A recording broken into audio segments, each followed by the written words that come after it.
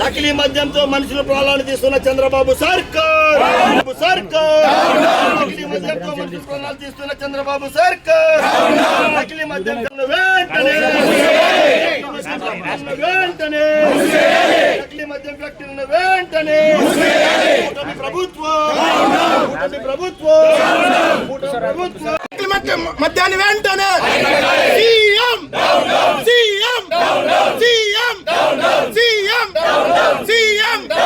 జై జగన్, జై జగన్, జై జగన్. ప్రజల ప్రాణాలను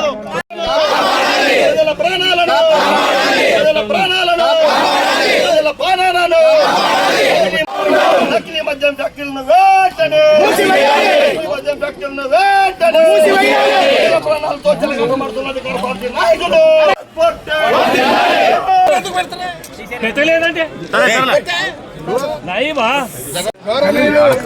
జగన్మోహన్ రెడ్డి గారి ఆదేశానుసారం ఈరోజు ప్రతి ఒక్క నియోజకవర్గంలో ఎక్సైజ్ స్టేషన్స్ ముందు ధర్నా చేయడం జరిగింది.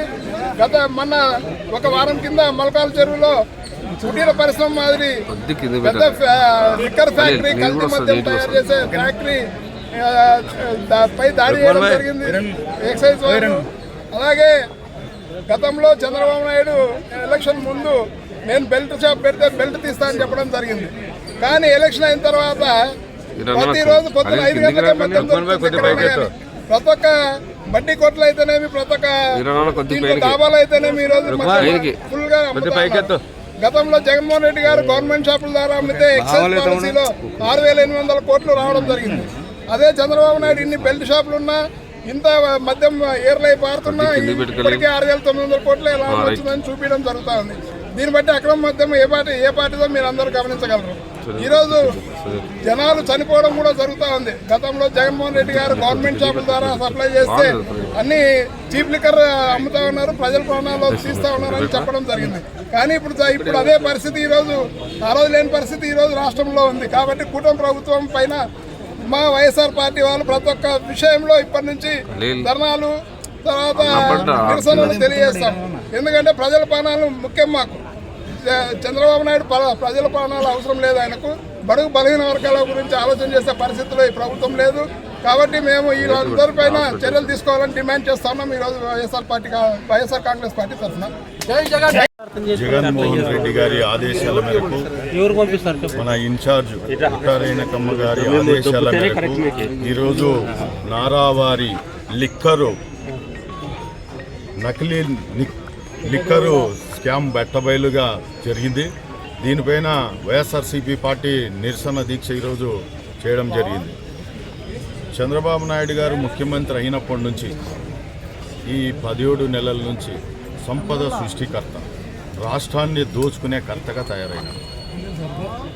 జగన్మోహన్ రెడ్డి గారు 5 సంవత్సరాలు ముఖ్యమంత్రిగా ఉన్నప్పుడు నవరత్నాల ప్రతి పేద బడుగు బలహీన వర్గాలకి ప్రతి ఒక్క స్కీముల ద్వారా వాళ్ళకి డబ్బు చేరించి ప్రతి కుటుంబంని నిలదొక్కినాడు. 2 సంవత్సరాలు కరోనా టైంలో కానీ ఇంటింటికి వాలంటీర్ల రూపంలో కానీ బడుగు బలహీన వర్గాలకి వాళ్ళకి సేవలు అందించారు. చంద్రబాబు నాయుడు అబద్ధాలు చెప్పి సూపర్ 6 స్కీములని చెప్పి మోసం చేసి ప్రజల్ని ఈరోజు ఓట్లు వేయించుకున్నాడు. ఎవరైనా ప్రశ్నిస్తే వాళ్ళపైన కేసులు పెట్టడం జరుగుతుంది. ముఖ్యంగా లిక్కర్ స్కీమ్ ఏ విధంగా తీసుకున్నాడో దాన్ని ఒక ఆదాయ వనరులుగా తీసుకున్నాడు. అదే జగన్మోహన్ రెడ్డి గారు 2019 నుంచి 24 వరకు గవర్నమెంట్ షాపులను పెట్టి ప్రైవేటు వ్యక్తులు చేయలో లేనట్లు గవర్నమెంట్కి ఇన్కమ్ వచ్చే విధంగా చేసినాడు. 5 సంవత్సరాల్లో గవర్నమెంట్కి ఎంత ఇన్కమ్ వచ్చింది? ఎన్ని వేల కోట్లు వచ్చింది? లక్షల కోట్ల ఇన్కమ్ వచ్చింటుంది దగ్గర. దాన్ని ఆయనకి గవర్నమెంట్ ఇన్కమ్ చూపిస్తే వీళ్ళు వాళ్ళ తెలుగుదేశం పార్టీ నాయకులు కార్యకర్తలు దోచుకోవడానికి ఒక పందాగం పన్ని అసెంబ్లీకో జిల్లాలోనూ ఒక 2-3 చోట్ల ఇట్లాంటి చిన్న ఫ్యాక్టరీలు పెట్టుకొని ఈ చీప్ లిక్కర్లు అనేటిది ఒక ఫ్యాక్టరీ పెట్టుకున్నారు. బట్టబయలు ఒకటైంది. ఎప్పుడైంది? తమ్మలపల్లిలో మొన్న బయటపడింది. 30 నుంచి 40 మంది సీనియర్ లీడర్లని వైఎస్ఆర్సీపీ నాయకుల్ని లీడ్ చేసినారని చెప్పి వాళ్ళ మీద కేసులు పెట్టి వాళ్ళని నెలల కొద్దీ జైల్లో పెట్టి ప్రూవ్ చేయలేక వాళ్ళందరూ బెయిల్ మీద బయటకు వచ్చినారు. అదే చూడు, దేవుడు ఉన్నాడనే దానికి జగనన్న ఎప్పుడు దేవుడిని నమ్ముతూ ఉంటాడు. ఆ దేవుడు ఉన్నాడు, చూస్తాడు, ఓ రోజు వస్తుందని చెప్తాడు. వీళ్ళంతా లేని లిక్కర్ స్కామ్లు అందరిని ఇరికిచ్చి భయభ్రాంతులు చేసి ప్రజలని మభ్యపెట్టి ఎల్లో మీడియాలో రోజు అప్రచారాలు చేస్తే నిజానికి బట్టబయలైంది. ఒక 2 అసెంబ్లీకి ఒక ఫ్యాక్టరీ పెట్టి వాళ్ళు 2 బాటిల్లో గవర్నమెంట్ నుంచి వస్తే ఒక బాటిల్లో వాళ్ళ సొంత ఆదాయ వనరులుగా కార్యకర్తలకి పెంచి ఈరోజు దోచుకుంటున్నారు.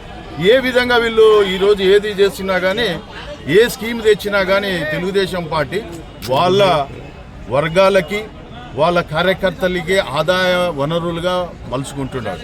కానీ ఈరోజు జగనన్న ప్రజల పక్షాన నిలబడి పోరాటం చేస్తున్నాడు. రాబోయే రోజుల్లో కానీ జగనన్న ప్రజల పక్షాన నిలబడతాడు, ప్రజల కోసం పోరాటం చేస్తాడు. ఇప్పుడు లిక్కర్ ఈ విధంగా ఎంతమంది ప్రాణాలు పోతున్నాయి, అయినా నిమ్మకి నీరెత్తినట్లు లేదు ఈ గవర్నమెంట్కి. ఏమున్నా మళ్ళా దండయాత్ర చేస్తున్నారు. ఎవరైనా దాని మీద ప్రశ్నిస్తే వాళ్ళని భయపెట్టడము, కేసులు పెట్టడం. కాబట్టి ప్రజలందరూ అప్రమత్తంగా ఉండాలి. ఈ లిక్కర్ ఏడంటే మీకు రూపాయి ₹1/2 దొరుకుతుందని మీరు ఏడన్నా తీసుకొని తాగినా మీ ప్రాణాలకే ముప్పు ఉంది. ఎందుకంటే ప్రతి బూత్ లెవెల్లో వాళ్ళు కార్యకర్తల నిర్మాణం కాదు చేసిండేది, ఈ లిక్కర్ సప్లై బాగా దందా పెట్టుకున్నారు. కాబట్టి ప్రతి ఒక్కరూ అప్రమత్తంగా ఉండాలా. మనం కానీ మీడియా ద్వారా ప్రజలకందరికీ తెలియజేయాలా. మన వైఎస్ఆర్సీపీ కార్యకర్తలు కానీ ప్రతి ఒక్కరూ ప్రజలకి తెలియజేయాలి. ఎక్కడ పడితే అక్కడ అమ్ముతున్నారని కొని తాగడ్డది.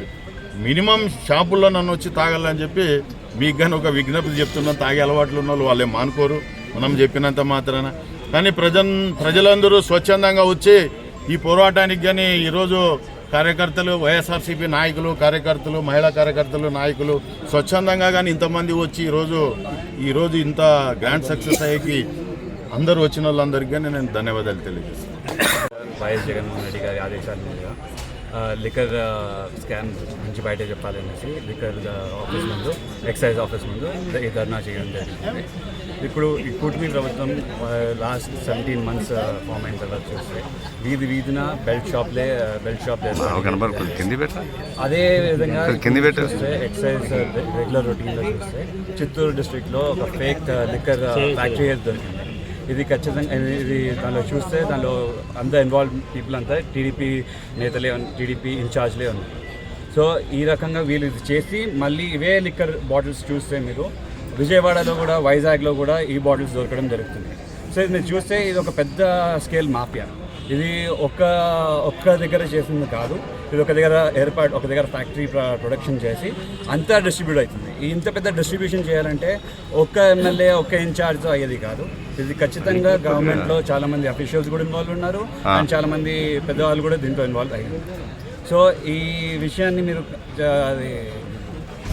దాని తర్వాత ఈ నకిలీ ఫేక్ లిక్కర్ బంద్ చేపియాలి అనేసి ఇవి తాగి చాలామంది ప్రజలు ప్రాణాలు కోల్పోతున్నారనేసి అవేర్నెస్ పెంచాలని చెప్తూ ఈ అవేర్నెస్ చేస్తూ, అలాగే ఇప్పుడు ఇది చూస్తే ఇంత పెద్ద స్కామ్ చేయాలంటే నేను అన్నట్టు చాలామంది గవర్నమెంట్ అఫీషియల్స్, ఈ స్టేట్ గవర్నమెంట్ ఇన్వాల్వ్మెంట్ లేకుండా అయితే ఖచ్చితంగా ఉండదు. అది మీరు సిట్ చేసుకుంటే అది దొంగకే కీ ఇచ్చినట్టు ఉంటుంది. సో అట్లా కాకుండా మీరు ఇది సెంట్రల్ ఏజెన్సీ అన్నా, సిట్టింగ్ జడ్జ్ అన్నా, సిబిఐతో అన్నా ఖచ్చితంగా దీన్ని ఇన్వెస్టిగేట్ చేసి దీంట్లో ఎవరెవరు వెనకాల ఉన్నారో మొత్తం అందరినీ తీసుకొచ్చి వాళ్ళని ఖచ్చితంగా శిక్షించాలని కోరుతున్నాను.